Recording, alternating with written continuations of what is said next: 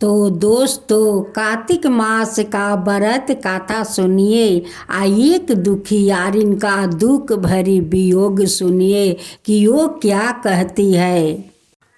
तो आइए कथा और भजन हम लोग सुनते हैं। एक बुढ़िया माई का 2 बेटा और 1 बेटी थी। बुढ़िया अपना दोनों बेटा को शादी करवा देती है। दोनों बहू घर में आती है। बड़ी बहू का तो 2 संतान हो गया, लेकिन छोटी बहू का तो कोई संतान नहीं हुआ। बहू तो बहुत दुखित रहती थी, हमेशा रोती रहती थी कि मेरी जेठानी का 2 संतान हो गया, आज तक मेरा एक भी संतान भगवान नहीं दिया।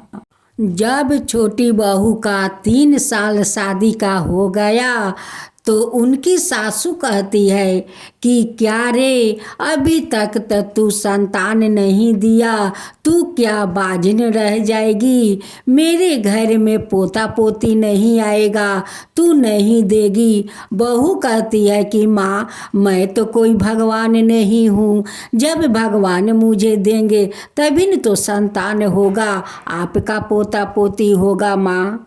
छोटी बहू का नाम हीरा मुनि थी। हीरा मुनि का पति के छोड़कर सारे परिवार उन्हें बाजिन कहकर बुलाने लगे। सासू माँ पैर से मारती है तो जेठानी लुलू आती है, देवर लुलू आते हैं, ननद गारी देती है। घाट पर जाने के लिए सब लोग पर पकवान बनाते हैं, लेकिन हीरा मुनि का कोई नहीं पूछता है। हीरा मुनि कुआं से माटी ले आती है, गंगा जी से जल ले आती है और अपना घर अंगना लिपती है और लीप पोत कर चौखट पकड़ कर खड़ी है। सासू माँ अपना बड़ी बहू से कहती है कि बड़ी बहू देखो देखो, बजनिया चौखट पकड़ कर खड़ी है। जेठानी कहती है कि इनकी तो मुख देखना पाप है, अगर इनकी मुख देखकर कोई बाहर जाए तो उनकी यात्रा खराब हो जाएगा। ये बाजिन हमेशा चौखट पकड़ कर खड़ी रहती है। तो आप सुनिए कि हीरा मुनि सूरज भगवान से क्या कहती है।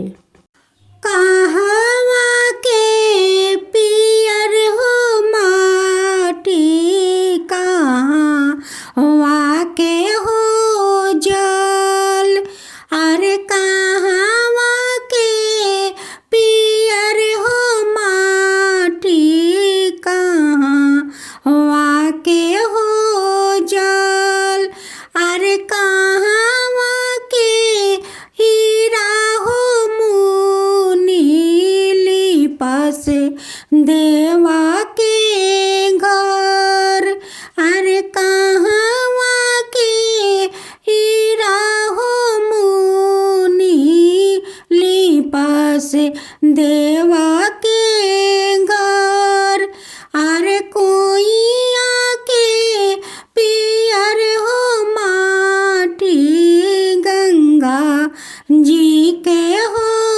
जल, अरे माता गंगा के हीरा हो मुनि, लिपस देवा के घर, अरे माता गंगा के हीरा हो मुनि, लिपस देवा के घर, अरे लिपिया पोतिया ये हीरा मुनि चौकठिया धैले हो ठार, अरे लिपिया पोतिया ये हीरा मुनि चौकठिया भैली हो ठार। हीरा मुनि कैसे रो रो कर सूरज भगवान से अनुरोध करती है, आप लोग सुने।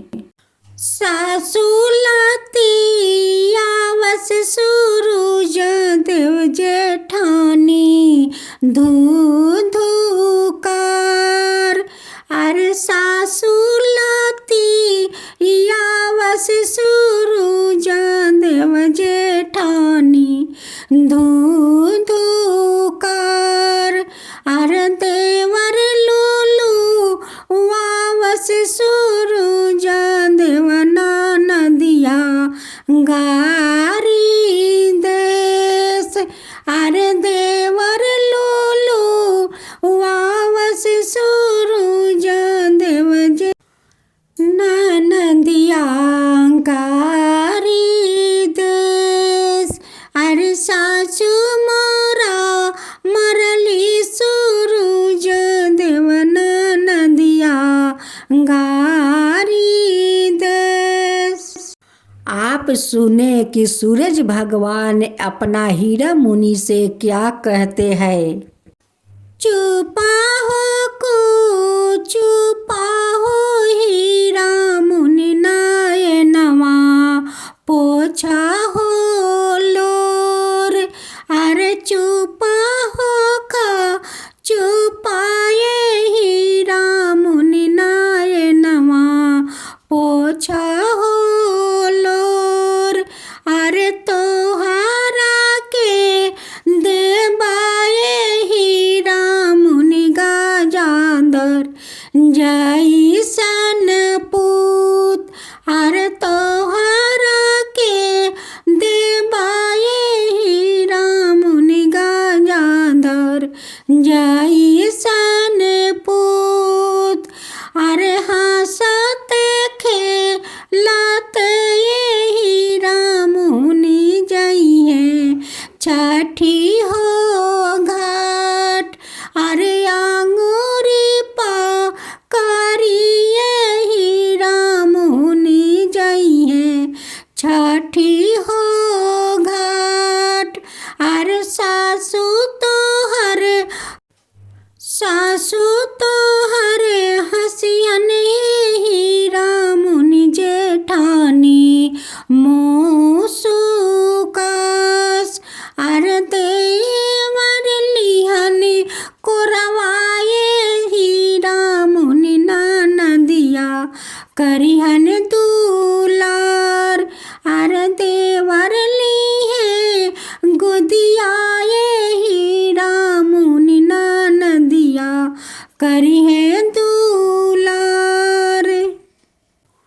अरे खुशा भैली हीरा हो मुनि सबका मिलल हो प्यार।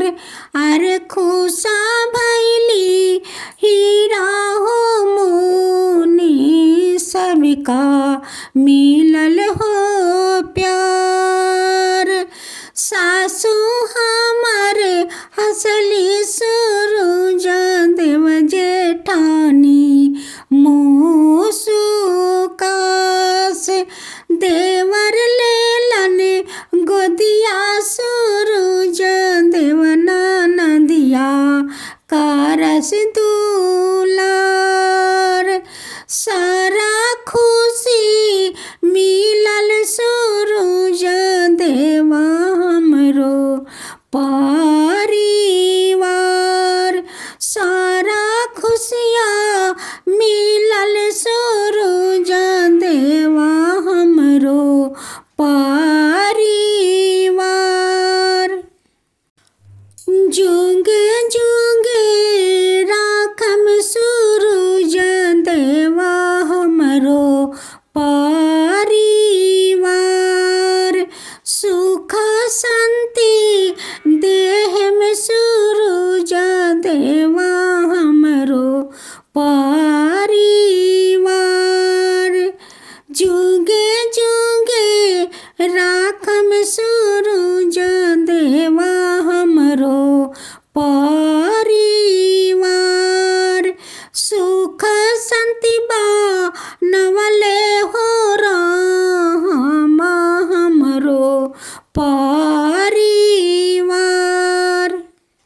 हे छठी मैया, जो आपका गाथा और भजन सुनावे, जो सुने, जो हुंकार भरे, उन सब का ऊपर कृपा कीजिए। हे छठी मैया, सब का ऊपर कृपा कीजिए। जैसे उस हीरा मुनि का गाजाधर जैसे पूत देकर गोद भर दिया, वैसे सबका गोद भर दीजिए। हे छठी मैया, सबका भर दीजिए। छठी मैया की जय हो, सूरज भगवान की जय हो।